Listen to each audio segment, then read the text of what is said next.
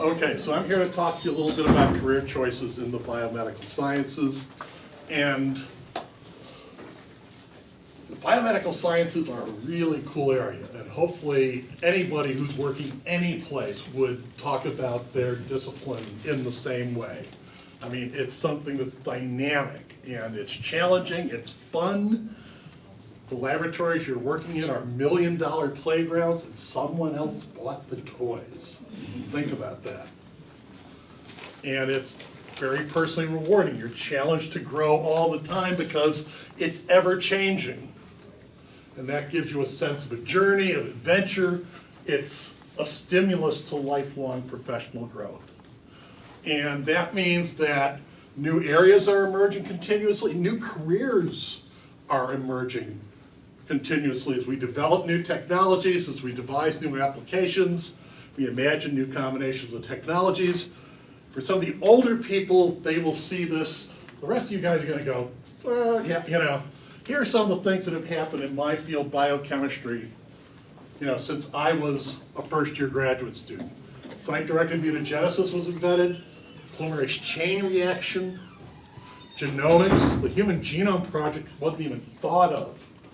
It took when I was a graduate student. Proteomics and metabolomics, computer-aided drug design, nanotechnology, systems biology, Western blotting, transgenic animals, none of those were heard of.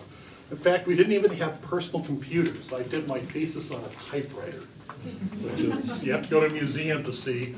There were no cell phones. They were still just, you know, props on Star Trek reruns.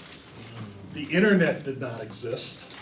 The world has changed a lot, and that's been challenging at times, but mostly it's been fun. It gives you a sense of renewal, a sense of journey, a sense of adventure. The profile of the biomedical workforce has also changed. The economic impacts of biochemistry, molecular biology, biotechnology has grown and deepened dramatically. So whereas when Dr. Wong and I were in graduate school, the expectation was that you were going to go and become a professor. And, you know, we were fortunate enough to do that.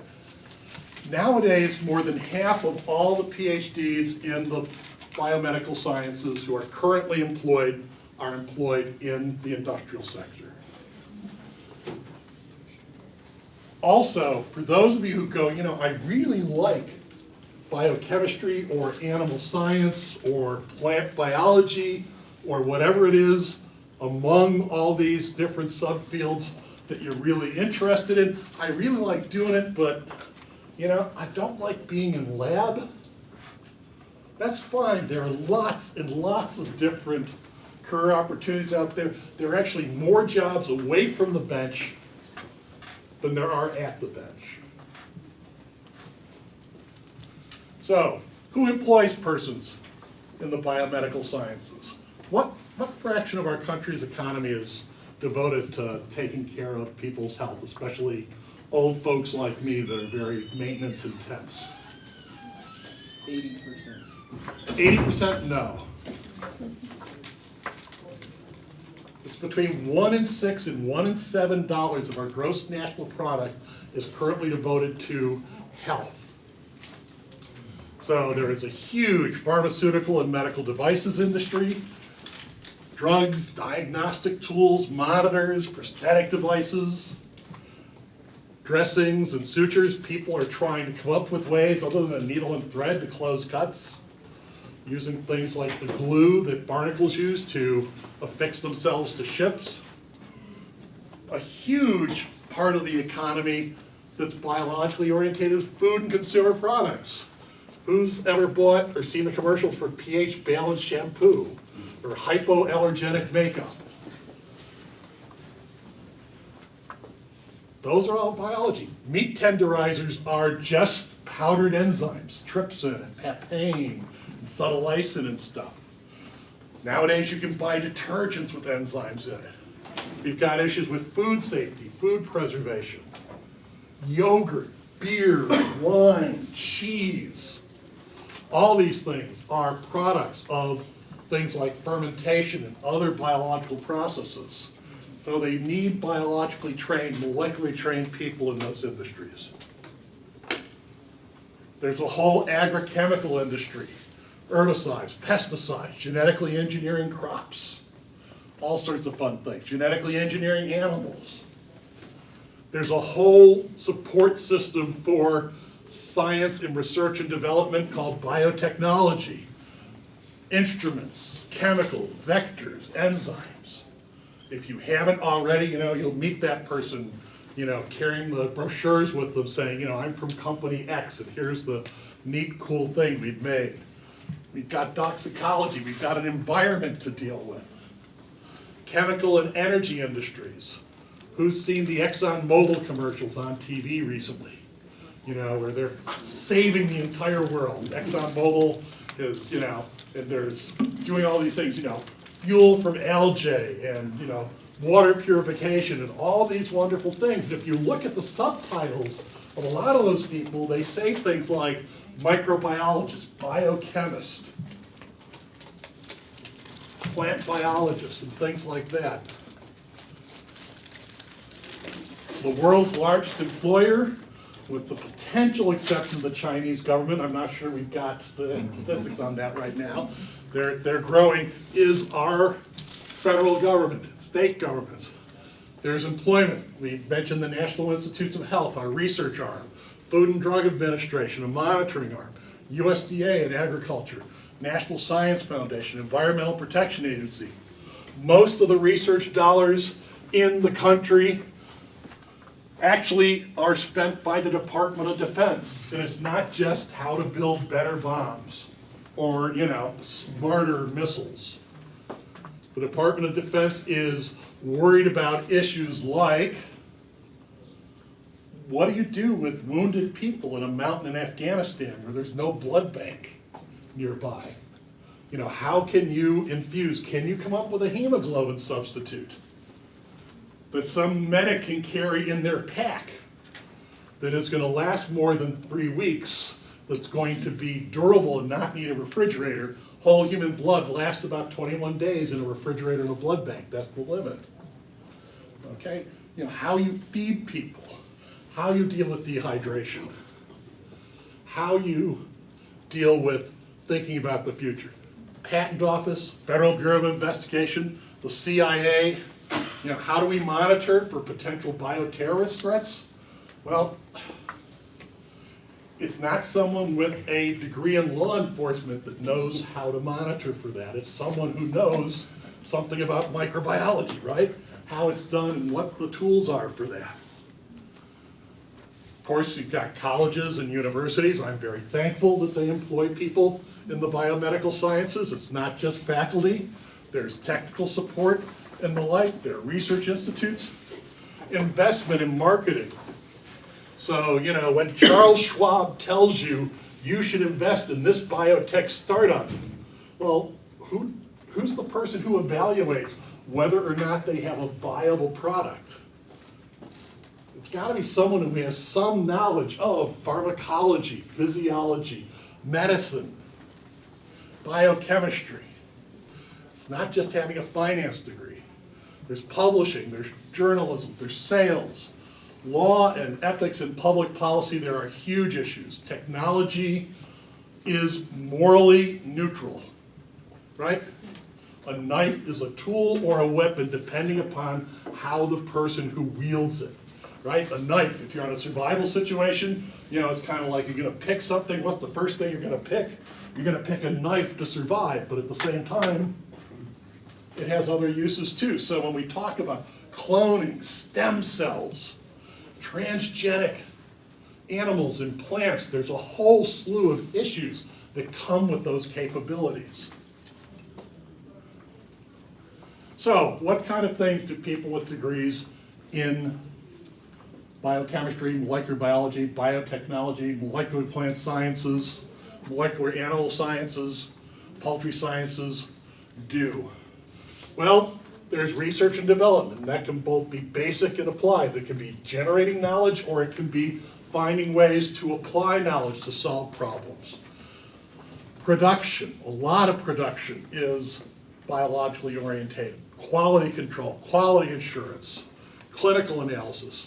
You want to have a job right now, if you are a clinical person, the entire generation of people who are in the clinical labs and hospitals analyzing your blood samples is retiring en masse.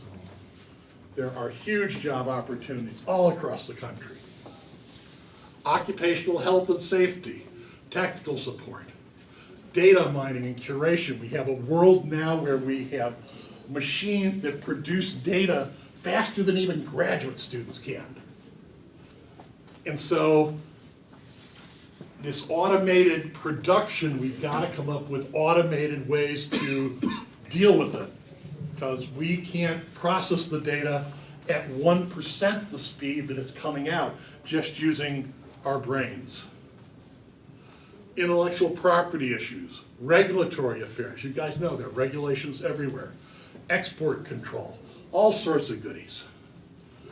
There's marketing and sales, education. We need educators. We need educators at all levels. We need them, especially K through 12.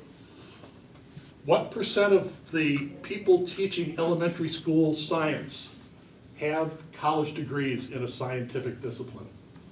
Any guesses? 5. It's about 5 or less. Yeah. It's really small. In those formative years, people are being taught science by folks who have very little comfort with the subject themselves. There's a field of genetic counseling. Now that we know all our genomes, this has huge ramifications. Personnel recruitment and evaluation, investment analysis, admin support. Wouldn't you like the person in your purchasing office to know what reverse transcriptase is when you see I need to order it? Wouldn't that make things really helpful? Forensics, editing and writing. You guys, all those textbooks, right? They just don't let us, write what we want and publish them. There's actually somebody there who reads what we write, edits it. There's illustration, website development, law and policy, including lobbyists. There's lots of different jobs out there. And so the number one thing to say is, A, there are tons of opportunities for you, and 2, there's a great variety of opportunities. So if you look at some of us and go, I really don't fit in the same box as Dr. Kennelly, that's fine. There's a ton of boxes out there for you to look at and try out, more than you could imagine right now. What are employers and graduate schools looking for? First thing when you're evaluating is talent, right? How good can the person be? What's their upside? But a really important part next is their foundation. Are they going to realize that talent? How far along are they? Do they have what it takes to develop and grow? What motivates you? That's really important, because if what I have to offer as motivation differs from what you're looking for, this is not a good or a bad issue, this is a matching issue. Guess what? The odds are you're likely going to be dissatisfied at some point or another, and you're probably going to move on when you get an opportunity, because there's a disconnect.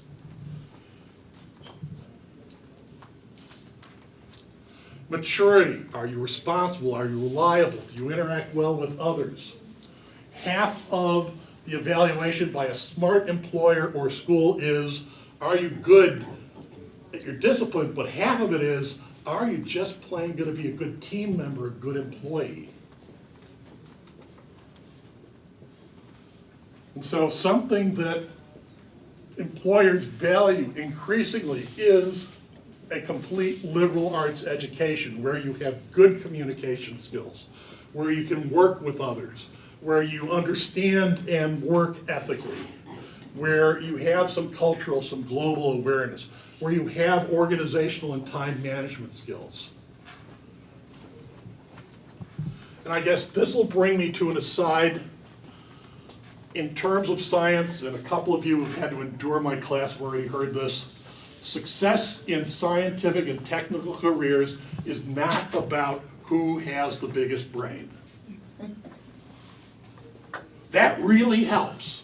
And there are people like Einstein, who just had huge brains, and they're wonderful, and they did things that most of us could never hope to do. But there are lots and lots and lots of ways to contribute, to be successful, to advancing science, to advancing knowledge, to benefiting others with that knowledge. Having a unique point of view, having a specific technical skill, asking questions that someone else doesn't ask. The only answers we get are to the questions we ask. And so, what questions we ask, and therefore who's asking them, is really important. And I learned this lesson because they said, I postdoced at the University of Washington. I postdoced for the 1992 Nobel Prize winner in physiology and chemistry, a guy named Ed Krebs. And Dr. Wong shared an experience. He worked for a Nobel Prize winner as well. Those kind of labs attract people who think they're going places. And the other postdocs are really talented and either have big brains or their skulls are inflated for other reasons. And so you have to compete against these people, and you either do one of two things. You go, my brain's smaller, you win, I'm going home. I'll go flip burgers at McDonald's. Or you figure out that there are skills you have that enable you to compete. And so when you look at other people around you, they have bigger brains, that's great. Goodness knows, more power to them, but that's not the only way to win this game. So think about that as you're developing your skills and applying your skills. Salary reflects the law of supply and demand, and this is one of the things where having interest besides test tubes can really matter, because the people that make the most money in the world, outside of just folks who inherit gazillion dollars and maybe killing the stock market for some reason or whatever, but in the rank and file, are people who bridge disciplines. And the reason is because they are multipliers. When they connect two silos, they make the whole operation more profitable, more efficient.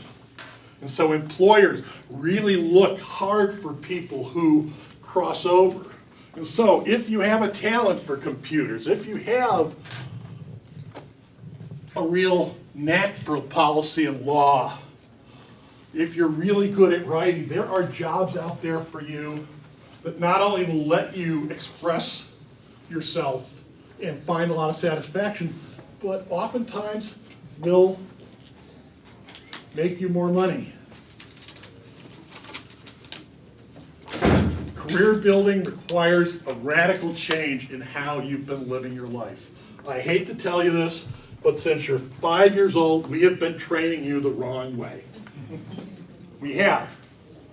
We've basically said life is, here's this, roadmap, like the game of life or, Monopoly or whatever. Here are the rules. If you do everything right, if you attend these classes, if you get 70% more or more correct on your exams, you will advance this grade, this grade, this grade. You can, as a first grader, forecast the day, the hour you're going to get your diploma from college, because there's a formula, and you just, follow the formula, and everything will work out. Well, guess what? Your career is not a group endeavor. Your career is you striking out as an individual and making your own way as an individual. There is no step-by-step roadmap. There is no exact formula. You're going to have to be active, and you're going to have to embrace your individuality. You're going to take initiative, you're going to put in effort, you're going to plan, you're going to reflect, because no one's going to tell you, here are your options. You need to figure out what your options are. You need to generate opportunities, network with people, for example, evaluate choices, refine, revise, modify, grow through the process. You need to persist.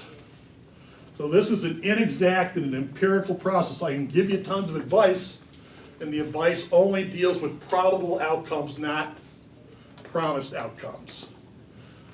If you come to your job interview dressed as Bozo the Clown and answer the questions just by beeping a horn, there is a finite possibility that you will be hired for the job, right? But it's not very probable. It's much more probable if you show up in a suit, right, a tie and everything like that. And this is an interaction between people, and so all the foibles, all the variables between people come into play. Timing, perspectives, connectives, communication skills, but in general, if you're proactive, the outcome's more likely to be a good one.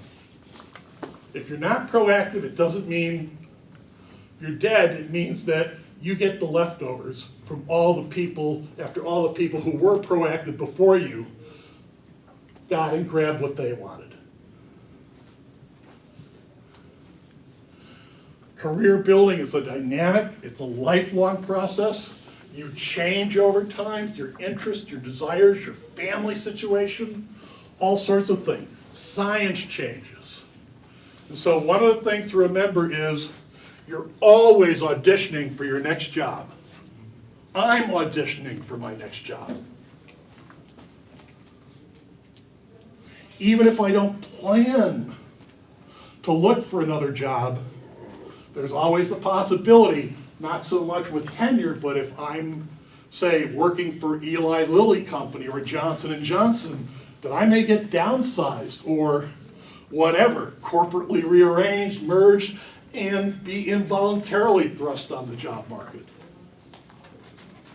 And the other thing is, for those of you who are sports fans, who gets paid the most money?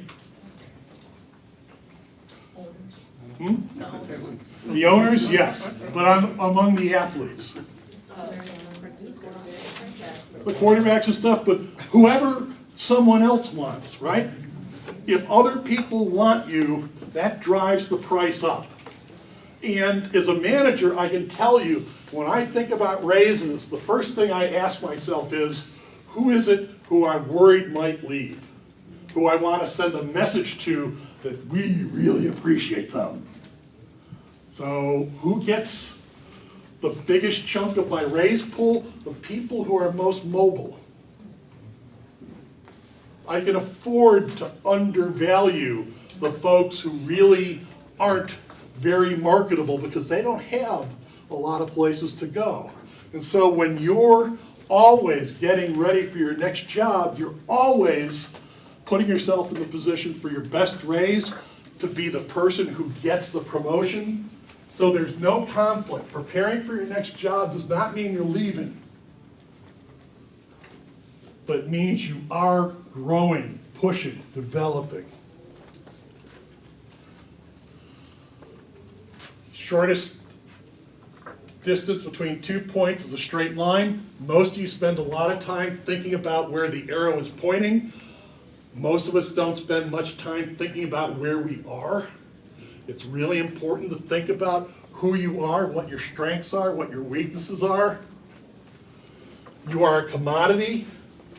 We hire people to do things no one's invented a machine to do. Machines work 24/7. Machines, with the occasional computer glitch, don't fight with each other. They don't get sick. They don't need, various holidays. They're very low maintenance relative to people. We use people only for the things we don't have machines for. You go to the grocery store, you can see that. It's like, go, scan your items, no human intervention involved. When you made your travel arrangements, did you get an operator on the end of the phone or a recording saying push 1, 2, or 3? Those jobs have disappeared because machines do it cheaper, 24/7, less hassle. So when you go out there, you need to understand that you have to sell yourself. And selling yourself doesn't mean telling things that are untrue. It's understanding what it is special and unique about you that you can communicate. and say, this is why I fit really well into what you're looking for. There are lots of ways to do assessment. Counseling Center will gladly have you take an aptitude test. When I did it in high school, it said I should become a physical therapist. Don't ask, do I want to be rich? Do I want to be a lawyer? Do I want to be a doctor? Ask about what it is you like and dislike. Reflect on your experiences, and then take that matrix and put it up against different career options. Some of the things that really reveal, I think, who you are, what you do with your free time. If you're someone who goes hiking in the woods alone, you're very solitary, that's saying something. Whereas if you are the person who's always the captain of the volleyball team, maybe you should take a career in administration and leadership. What do people compliment you on? People, you're always so organized. You're so artistic, you're so creative, you're so practical. You see the heart of the matter. You work so hard. That can tell you a lot about yourself, free of charge. So find that matrix and match it up against things. Reflect on your experiences. Do you prefer to work alone or part of a team? Do you like to work with people or ideas or concepts or puzzles? How are you about risk? Do you like to lead or organize, or are you someone who likes to sit back and follow? And this may change during your life, and probably will. Is your career really a core, a foundation of defining who you are, or is that something outside your career? Different careers make different demands. If you're a faculty member, your career is probably, next to your family, the defining thing of who you are and what you are. How important are ancillary things? And the other thing I'll encourage you, and I'm almost done, is experience is the key. The best way to learn about yourself is to go out and experience things. Life is empirical. Do not sit around and think and think and think. Go out and try things and see how it works.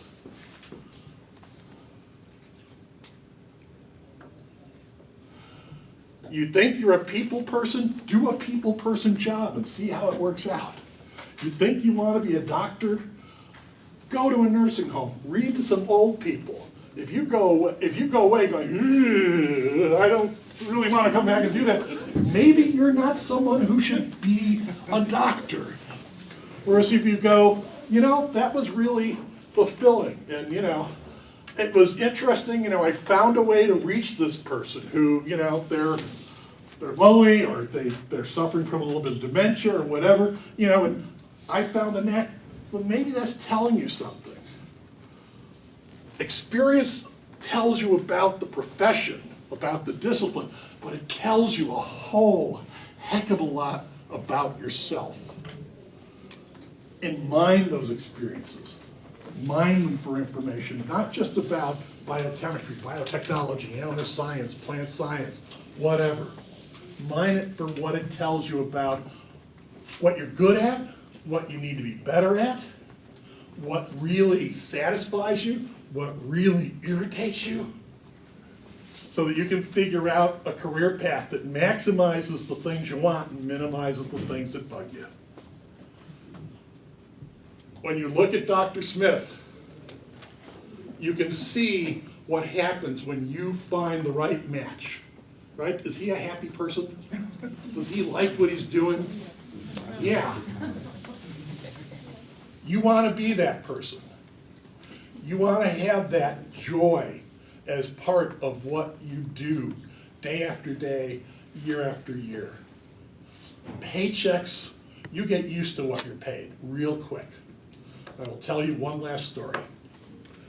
My last year of graduate school, I made $7,200 for my stipend. First year as a postdoc, I made $19,000. I paid off the $2,000 I owed my brother and saved $2,000 in my first year. By my 4th year as a postdoc, I was making $25,000. I saved no money. You get used to it. You adjust. Your expectations tend to rise to the level of your income once you achieve some reasonable foundation. That reward wears off really quick. The other untangible ones, those are the ones that last. Thank you for your attention.